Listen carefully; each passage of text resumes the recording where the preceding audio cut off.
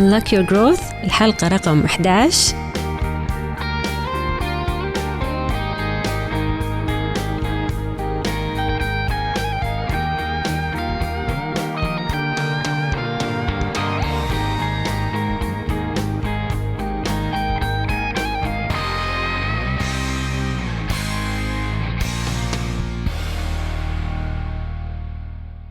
My dear listeners, today, for the first time, my episode will be completely in English.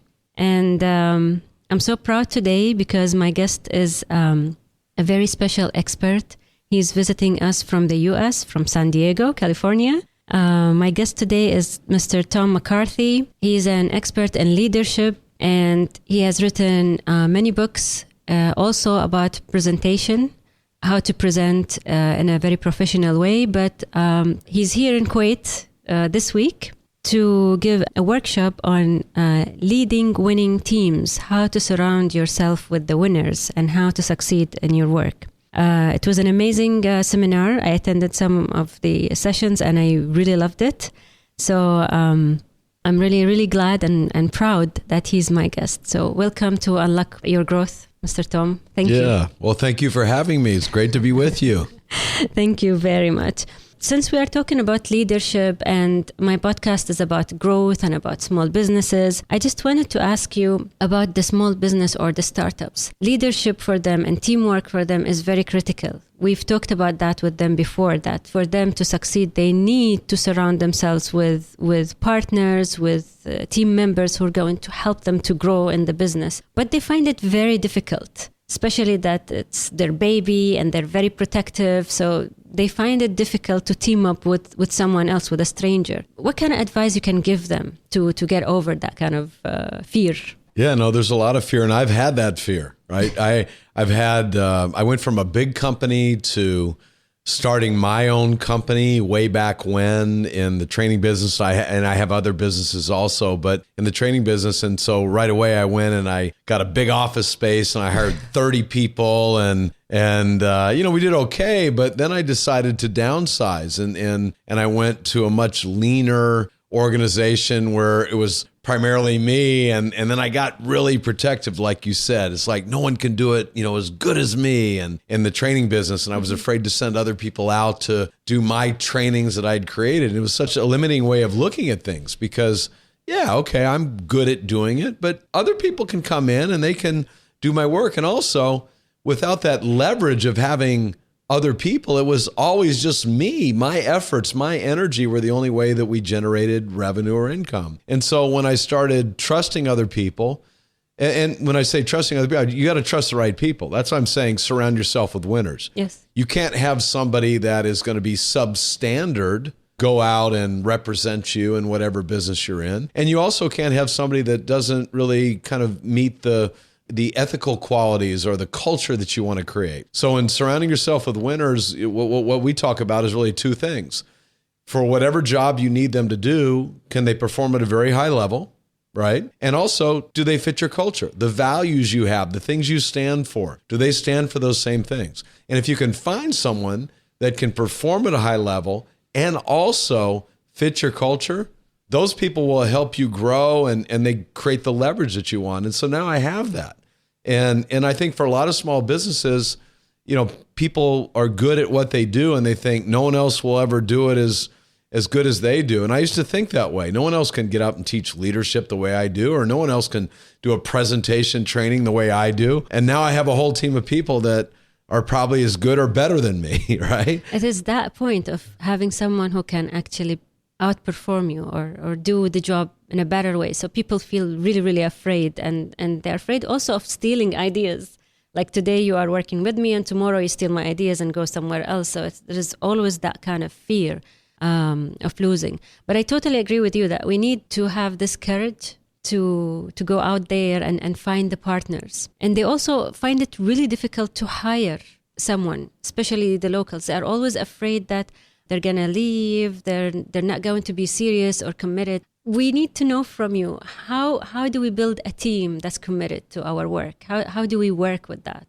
There's a lot of feeling that there's scarcity. It's hard to find good people. And the reality is, it is hard to find good people. but you got to be willing to do the hard work to find great people.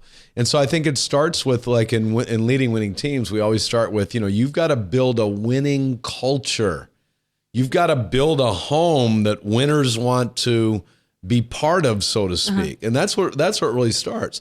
If you have no idea what your vision is, if you don't have any values, and you just go try and hire somebody, you're going to get mediocre people that'll want to join you. But winners want to be part of something special. And so what does something special look like? Like, the business we have in presentation training, right? We really feel like we are the best in the world at helping people win. We wrote a book called Win the Presentation Game. Yes. You can see win is a common theme for me. Leading winning teams, win the presentation game. But we feel like we're the best in the world at helping people win when they get up to give a presentation, getting people to take action. And so we're proud of that. And so we have people like just recently, I can't take advantage of this, but we have people from our customers that are calling me up and saying, I want to come work for you. And these are clients of ours. And I can't hire you because your company's paying us and I don't want to steal, they're very talented people, but they just love what we do. They want to be part of our culture, our team. We've got some really cool people on our team. And honestly, I never even think about, like you said, worried about them leaving you or stealing your ideas. I don't even think about that, right? Because first of all, I get really good people that have strong ethical qualities. I take great care of them. I pay them well. And for us, like with the small business, I like to pay for results. So we don't have big salaries that I pay people. I've got a couple people that have, fairly significant salaries, but most of the work is based upon, results. And when people get results and as I need them more, they can make a lot of money with us. So I think it is harder to find good people, but if you create a great home, good people will want to come and be part of your organization. I'm really happy that you mentioned the culture and the values, because I've noticed a lot of the startups, they don't have that kind of mentality when they start their business. And we are trying to help them. We are trying to have them that kind of mentality, to tell them that they need to decide on the values. Values are very important. They don't even write it down, but because if you write it down, you feel that you want to stick to them. Right. You feel the connection with the values. So I'm really glad that you mentioned the values, because here when they build a strategy, they forget about the value part. And it's really a cultural thing that they need to build from the beginning when they start the business, because it's a reminder and they should have it there on the wall, in my opinion. Yeah. It should be there. And so ours are really simple, right? We don't have these big, long definitions and things like that. But we have really three things that we build our culture around. We build our culture around, number one is we say every day we want to help a lot of people. So it's about really adding value and helping people. That's our number one thing, right? We say we're going to go out there, we're going to help a lot of people. Number two, we're going to make a lot of money. And number three, we're going to have a lot of fun. And so that really is our business. We help a lot of people, we make a lot of money, we have a lot of fun. And everybody gets to participate in that. I want everyone that works with me to feel really good about helping people. I want them to make great money. I want them to have fun. I don't want it to be like drudgery. We have fun. You saw a little bit of the training we did. We don't just like lecture to people. It's about having fun while you're learning, but having fun while we're working together too. Did anybody dance? I did. I danced. Yeah, I can't remember. I don't know if we had anyone else dance. What she's talking about is that I told people if they came back late, they either had to sing a song or do a dance. And so everyone came back on time pretty much, I think. Which tells you something about their presentation skills. They're afraid. Well, in the training, we had a great exercise with you when we were building the team. Like when we were forming the team and when we are into the norm and we are comfortable and then the storming phase. Yeah. Currently, I'm working with clients that are actually suffering from the storming phase because they think that this is the phase when their employees actually leave the organization or leave the company. The turnover is very high, especially when you are in a startup, because most of the time you don't know where you are going and things might look ambiguous a little bit. So some of that kind of stress will lead to a lot of fights as well amongst the employees, and they start to see them leaving the organization. What can we do to make people actually see the value of the storming phase when we form a team? Yeah. So what we're talking about is like there's 4 phases, right? Yes. You start off forming, then there's the storm, right? So the team kind of forms and gets together. Then they start to storm. It's like, hey, wait a minute, I want to do it this way. No, we should do it this way. Yeah. And so there's a storm. Now, the storm is actually, it's a normal phase. It's not something to fear. It happens in every team. The best teams in the world have gone through a storm, and then they start to norm, right? Things kind of, chill out, people figure out their roles. And then that's the dangerous phase because they think we've made it. But the reality is there's another level of performing. So the storm is not so bad. And the reality is sometimes losing people is not so bad. Now, what I don't want to do is I don't want to lose an A player, right? But if it's somebody we figure out it's not right for our culture, and I haven't had this happen in a long, long time, because what we work really hard on is picking the right people up front. We put extra time and energy. We never hire quickly. We make sure we go through a very thorough process to, where they understand our culture. They really want to be part of it. We want to make sure that they can do their job at an extremely high level, get the results we need them to do. In the past, I probably made more mistakes in hiring. Now I don't make very many. I'm much more cautious, and we've got great processes. And honestly, I can't remember losing a key employee in a long, long time. But going back to what people are experiencing, if you lose somebody that's a C player, that's almost a blessing, right? Someone that couldn't make it through the storm, because now you get to go find an A player to bring them to that spot. So I never say, look, your goal is to try and keep everybody on the team forever. Sometimes you have a mishire. Sometimes you have someone that's not right for the team. And if they leave, that's okay. What I don't want to do, I don't want to lose my A players. I don't want to lose my superstars. They have to make it through the storm. So that's what I'm more worried about. And how do you get them through the storm? I think one way you do it is let them know, hey, there's going to be times when we're not all going to agree, right? But it doesn't mean that you're not valued just because I don't agree with you.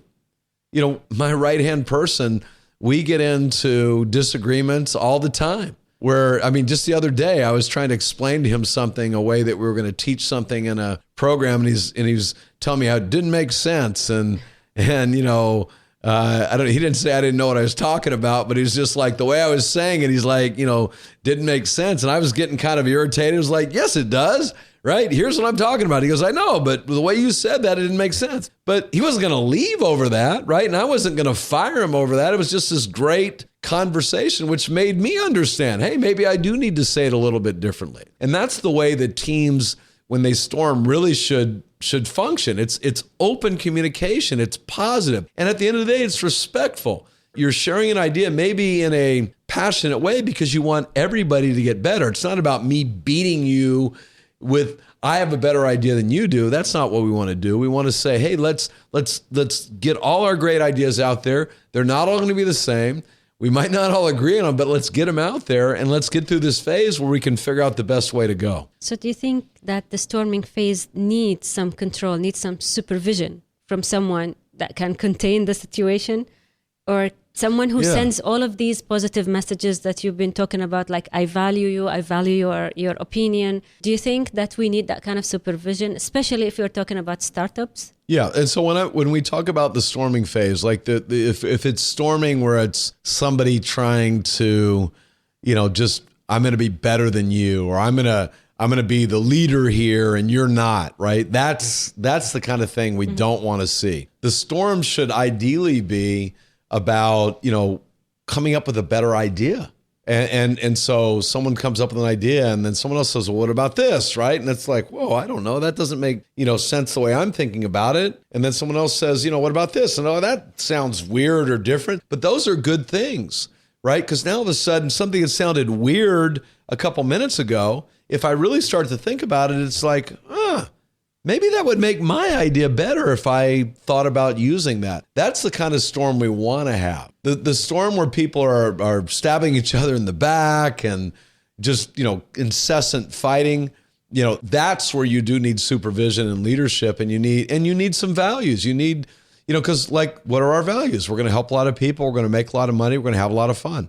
if it becomes something where it's not fun because people are just, battling and fighting each other, we're going to put an end to that. And if someone continually is the source of fighting and things like that, not helpful ideas, but fighting, that person's not going to last in our culture. Yeah, definitely. Yeah. That's why most of them actually leave. And I think they would leave from all of the organizations that are going to work out because it is the same kind of behavior. Like right. They want to fight. They always want to disagree. And it's not healthy to have someone like this in your team. I just want to tell you a story about a startup. Most of the startups here, I wouldn't call them that they are having a team. They have like a group of partners. Sure. They come together and they decide to build a company, to build a business.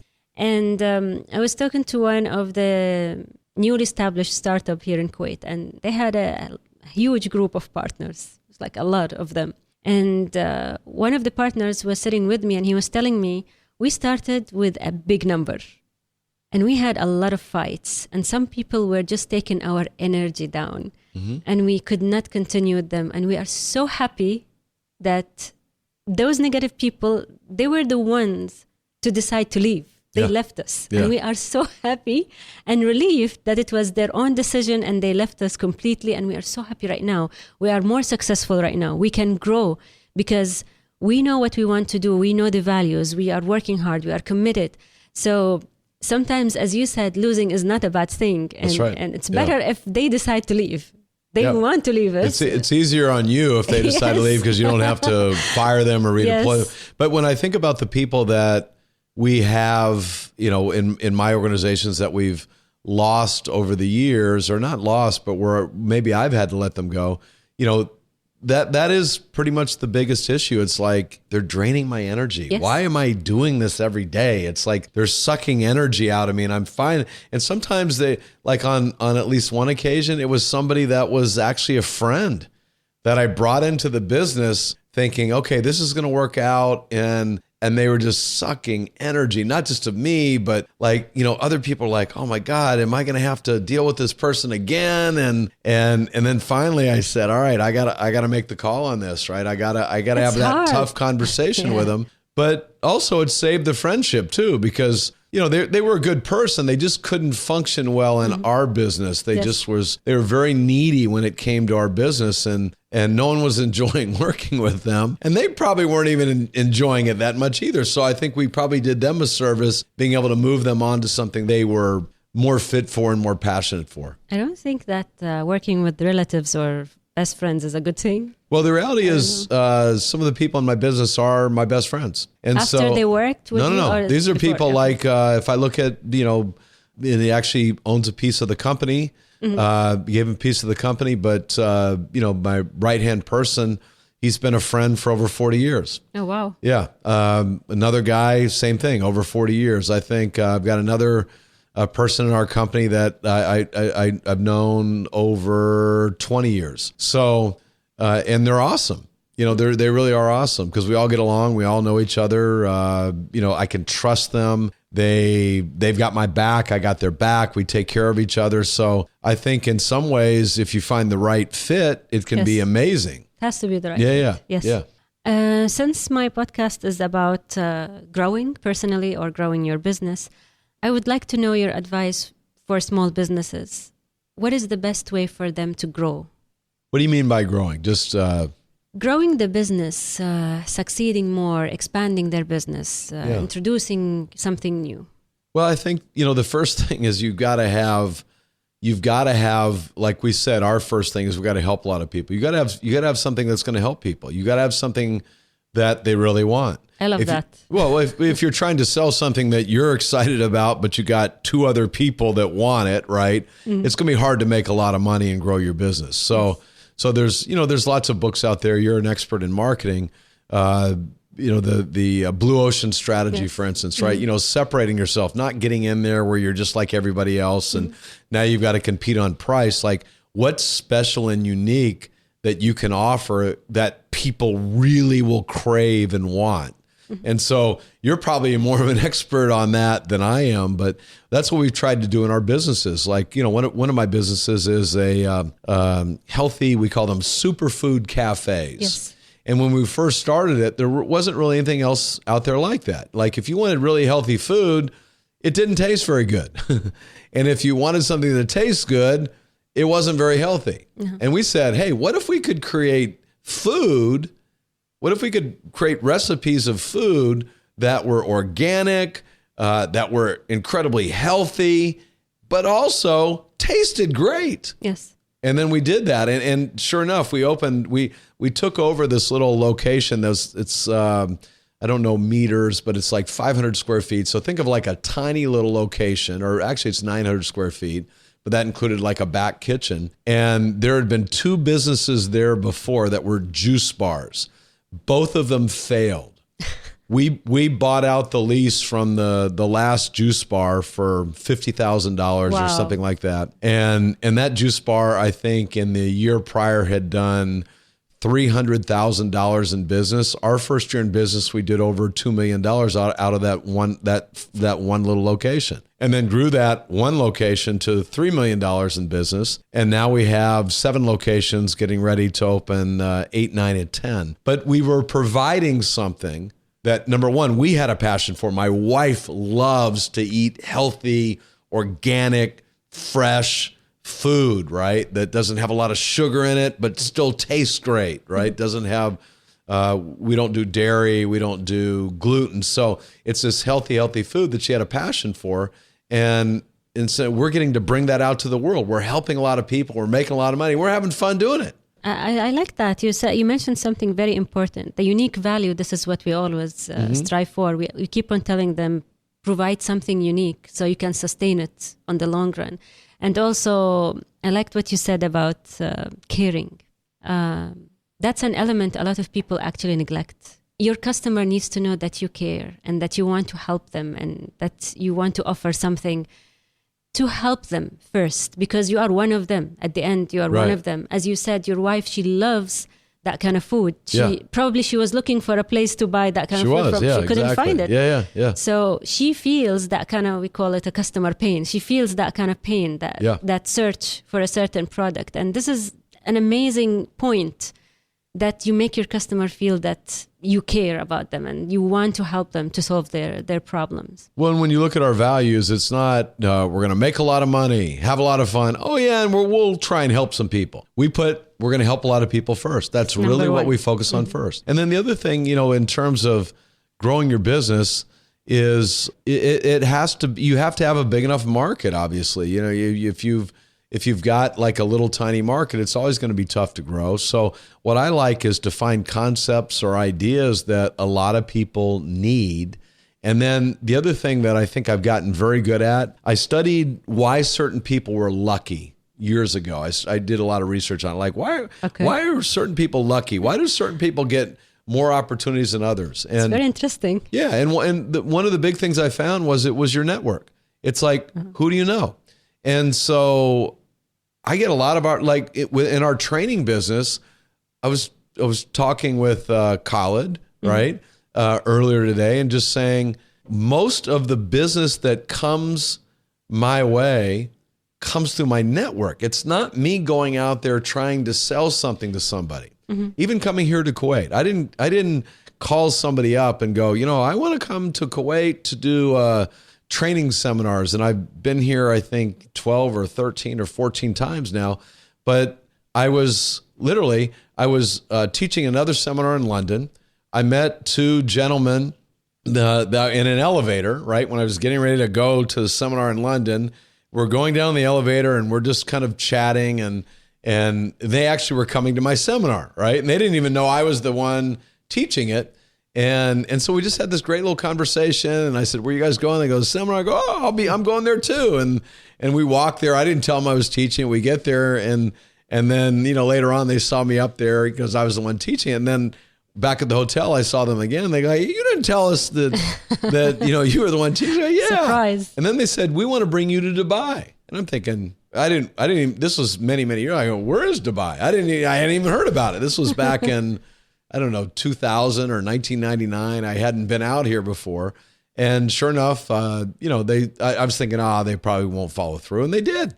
And they brought me to Dubai 2 or 3 times. When I was in Dubai, I meet this young man who's an engineer. His name's Khalid Al-Zanki. And he goes, I want to bring you to Kuwait. But I didn't, and I'm thinking, he's, he's like 14 years old then. I'm just kidding. No, he wasn't 14, but he seemed so young. And I'm like, how is he going to pull this off? But, sure enough, here he is, bringing me 13, 14 times. So the network of people, it started by me being in an elevator, and I could have just rode down that elevator and not said anything, but I just was friendly to these gentlemen that were from Dubai. So you had an inviting kind of vibe. Well, yeah, but again, it was just there, thinking about, help a lot of people. Even in that elevator, it was just like, I want to light these guys up. I want to, just, because like, hey, where are you guys going today? Right. It had some energy. It's like, and we had this conversation. I wanted to make them, even though I wasn't seeking business, I wanted to make them feel great. And then you do that enough with enough different people, you got all these people that want to help you.